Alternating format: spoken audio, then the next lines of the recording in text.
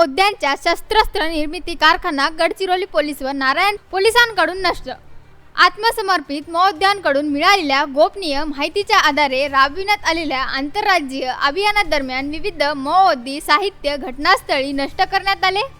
Operation अंतिम प्रहार अंतर्गत पुन्हा एकदा महोद्यानची शस्त्रसाठा जप्त, ज्यामध्ये 1 नग इन्सास रायफल, 2 नग सिंगल शॉट रायफल, 2 नग 12 बोअरवेल रायफल व एकूण 18 जिवंत काडतुसे यांचा समावेश होता।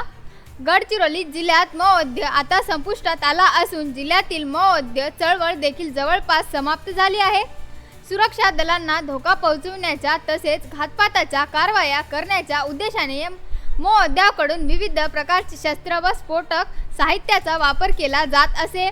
आंतरराज्य सीमावर्ती भागातील दुर्गम जंगल परिसरात फायदा घेत महोद्याकडून हे साहित्य तयार करून गोपनीयरित्या जंगल परिसरात जमिनीतील लपून ठेवले जात असे। त्याचा वापर विविध नक्षल सप्ताह, निवडणुका इत्यादी प्रसंगी सुरक्षा दलांवर घातपात करण्यासाठी केला जात होता। दिनांक 23 मे 2026 रोजी करण्यात आलेल्या कारवाईनंतर दिनांक 27 मे 2026 रोजी पुन्हा एकदा प्रभावी कारवाई करत महोद्यानच्या जंगलामध्ये लपून ठेवलेल्या साहित्य हस्तगत करण्यात गडचिरोली पोलीस दलास यश आले आहे।